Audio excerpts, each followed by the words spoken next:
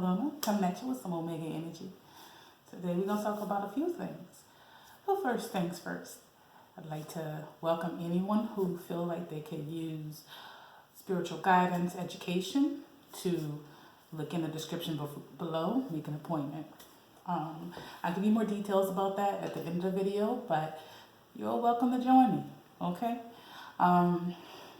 Something that I've noticed, and this is a little bit of the vegetables, how I do this is I give you drop a little knowledge on you, some experiences, and then maybe I'll do a reading, maybe not. It depends. Typically when there's astrological transits that are very significant, I'll read, or if I just feel like it, I'll pull a general spread. And whatever sign that astrological transit is in, I'll do a spread on that sign. And then I'll usually welcome you to look at your birth chart to see where you have that sign so that you can apply it there and be more accurate or concise in how you interpret readings for yourself. Okay, until you can learn how to do that for yourself. My hope is that all my babies learn how to do that for themselves, if they should choose to do that for themselves. But those who are not interested in that are still going to get something here. You can consider this your daily bread. Now, I'm going to try, even though I've not been very great at having these videos come out daily. Because sometimes that's difficult for my voice, because I talk for a living. It's difficult for my voice and just energetically all around difficult. Now, one of the things that I post here, I post on Instagram, is usually funny memes to kind of give you a little drop about what's going on in the current zeitgeist. And I post on Facebook, both on my business pages as well as my personal pages. And you're welcome to follow me, okay? And I'll have that information below if you want to follow and find out things there. I do this for free for a reason. You know, any donations are welcome, but it's just a calling. And when it's a calling, you just kind of do what you do. Every single time I'll try to I don't want to do it. I don't want to. Because there are times where I don't want to, guys. I'm not going to pretend like this is always fun, because it's not always fun. There are times when I get to the end of my day that doing this is the last thing on my mind. I literally have to go and meditate for a little bit with some music, woosah a little bit, get my thoughts together, refresh myself, and then come on here. Because I don't want to come here on forced energy, because that's negative energy that I'll be transferring to the view in public, and that's the last thing I want to do. Okay? Okay. Now, one of the things that I was talking about recently on Facebook was the fact that we don't pay attention enough to the details. The visual aspect of things is what we pay attention to. And what I mean by that is, I've recently told you guys that I was raised in a church, a Christian church, non-denominational Church of Christ. Now, just because I was raised in that church doesn't mean it's the only church I went to. And growing up, I decided that I was going to visit many churches. And I have my Aunt Janet to thank for this. She would visit Baptist church, different types of Christian churches. She even went to the Jehovah's Witness temple because her sister was Jehovah's Witness. And I would go from time to time as well. The thing I learned from those experiences is that everybody has a different interpretation of what they believe sanctified is or saved is. And none of them seem to make sense to me. Like, they made sense on the surface, but underneath the surface, it didn't make sense. The things that I absorbed, and we should start to be honest about this so we can rectify it ourselves, is that I would see these people walk into a building every Sunday, but then I knew them in real life. I'm not saying they were all evil people or anything like that, but in real life, and sometimes even within the church, I would see things go on. I'm just like, we ain't supposed to be perfect, but the judgments that I hear about people who are outside this building on Sundays are some of the behaviors I see within this building on Sundays, and sometimes outside this building on Sundays. One of the things that really tipped me off to the hypocrisy of it was, in the Church of Christ specifically, musical instruments were not allowed. They took some passages out of the Bible, don't ask me which one, but it was about singing with your voice, and that the instrumental music was somehow noisy to God. Well, instrumental music can speak to us it gives us frequency and healing. So that didn't make any sense scientifically or just on a spiritual level. So it didn't even make sense. I'm like, there's so many other passages where it is clear that music is welcome. So why we pick that one? And then that's when I realized that particular instance is when I realized it's about the interpretation of the person. Not necessarily about what you're reading and how it applies to our daily lives now. Another thing that made me question a lot was like, supposedly this was written a long time ago, before our current norms and mores. And we're being told that we need to evolve in some way spiritually. Yet we're still using an antiquated book to tell us what to do. Why haven't religious leaders around the world come together and say, we love y'all, we all love each other. Let's find the sameness instead of the differences in our different religious texts, because it's all one text. At least that's what I've found from discovering, is that it's all one text, separated, and then used to divide us by races in a lot of ways. And it's like, when you say that out loud, a lot of people don't hit it because they want to have an adversary so they can be better or more than. Well, that's not the way these things are supposed to have ironed out. What kind of person will want to be? You must be superior than the others because you're the only one being saved somehow. It didn't make any sense to me either. And when I would question this, no matter what type of church I was in, it was almost like I was like a dog ear going up. Or some scripture was shouted at me that didn't apply or make sense or answer my question. Or I was basically being told in the most politest way possible that was the devil making me question what it is that was going on. And when I say some of the behaviors, I'm talking about we had adultery, lying, gossiping, judgments. Then the next thing that made me question things is that there was one Sunday, and I'll never forget that, it broke my heart, where there were some young males from my community, and they came in to sing as well as give off, do the offering and the communion. And those boys were excited. These are street thugs type of dudes, some of them. And some of them were just in the choir at their school and just wanted to in some way better themselves. These are young black males that could have in some way been guided.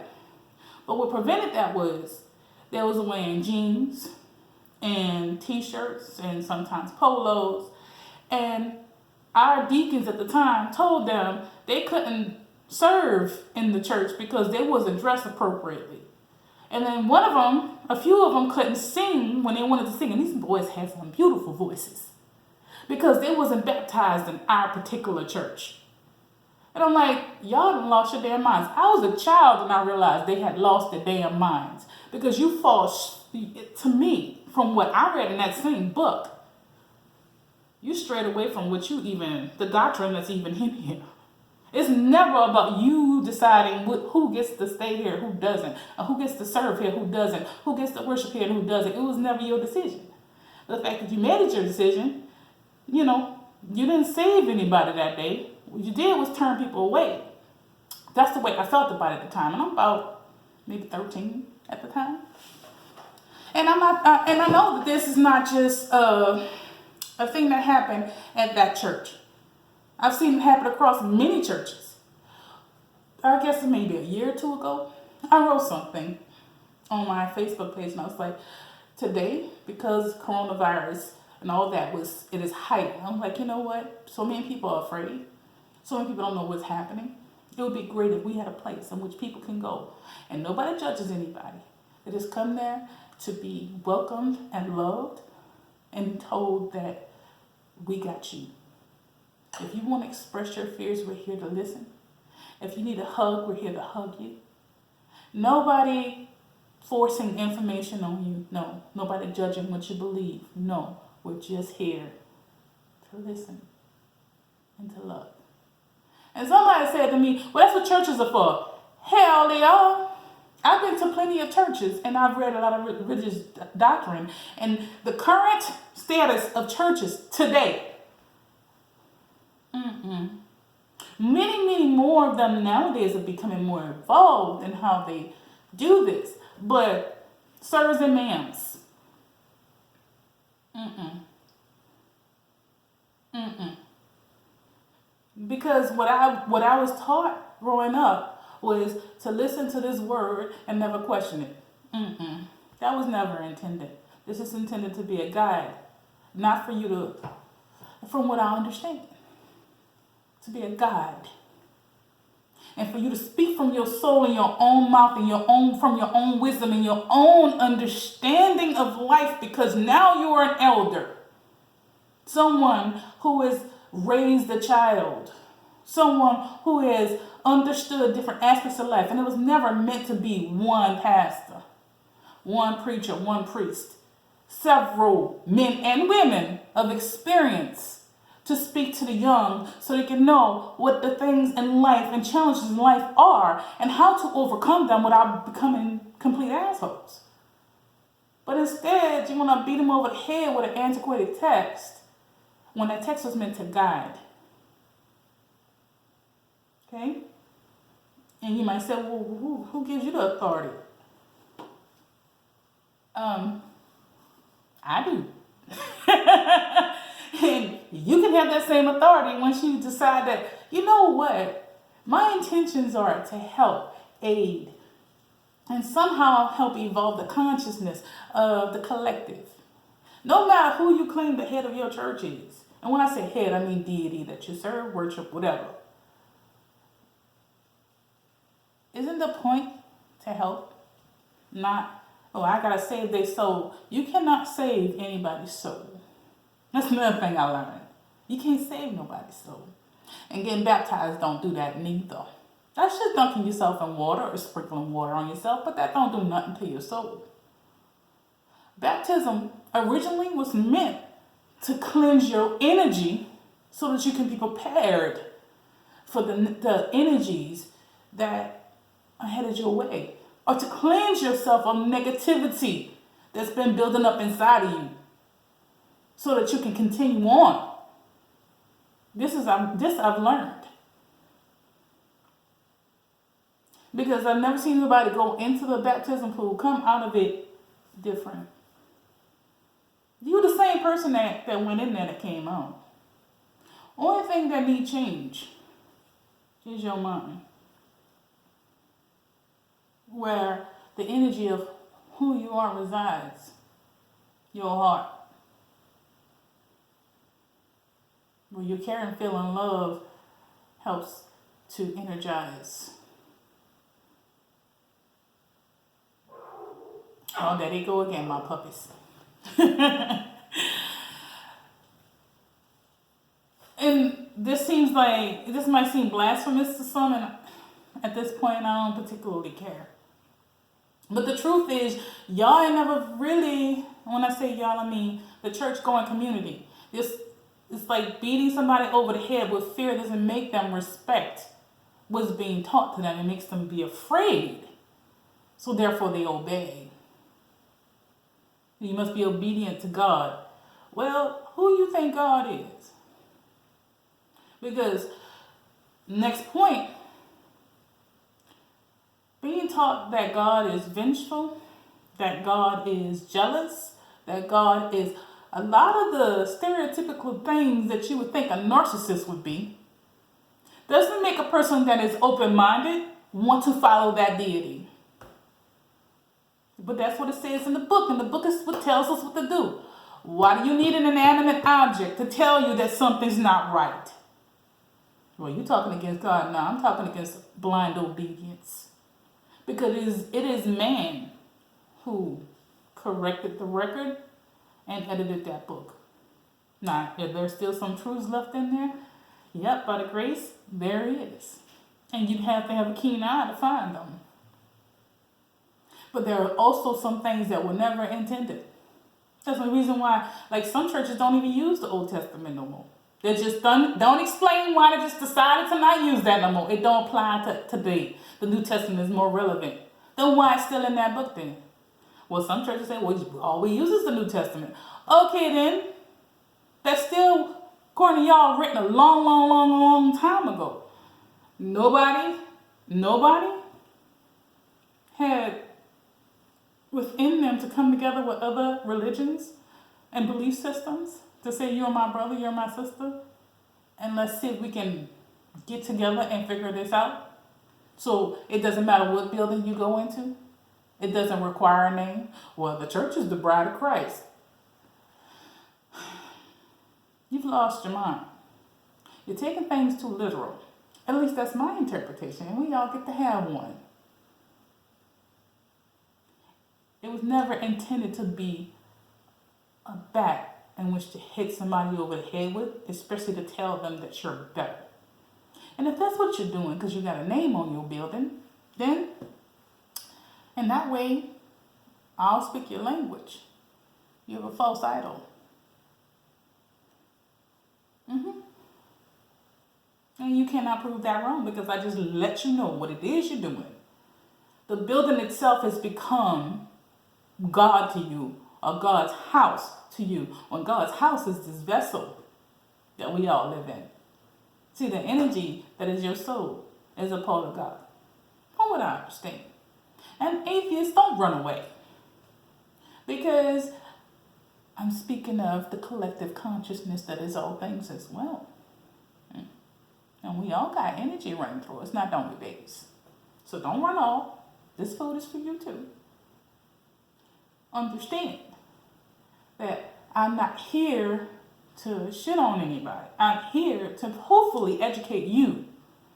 And you stop blindly filing stuff that causes you to hurt yourself and your fellow man. Because there's no reason to. You're not benefiting from it. Not at all. And others are not benefiting from it. He's like, yeah, dude, when I go to church, I feel so much better. Okay. People who are captives, what is it called? I always get some blank thoughts whenever I'm on here. When you're kidnapped and start identifying with your captor. That's got the same psychology attached to it. You get a surge of dopamine because you've been told time and time again, coming into this building and doing these activities is going to somehow bring you to a place that is beautiful and magical and all love and all peace, and prevent you from going to a place that is damnation, fire, and torture. Of course you feel good because you've been psychologically programmed to feel that way. And there's a lot of people who don't want to be told nothing. They don't want to be proven wrong about this. But do we have to spend more generations pretending like this ain't a thing?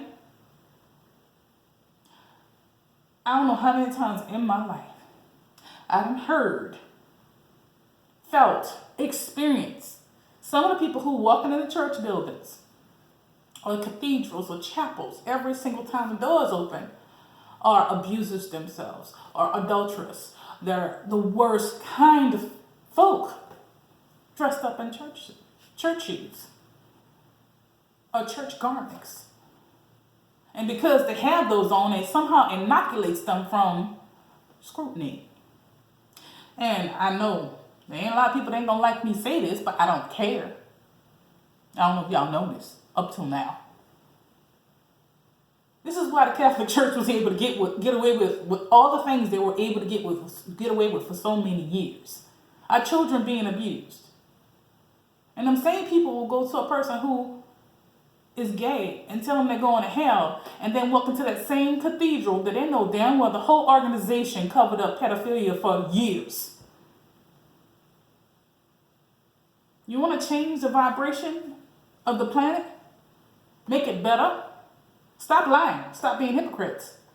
You know, I say, well, that's an accusation and a judgment. This is not accusation and judgment. This is just, I guess it is a judgment based on facts.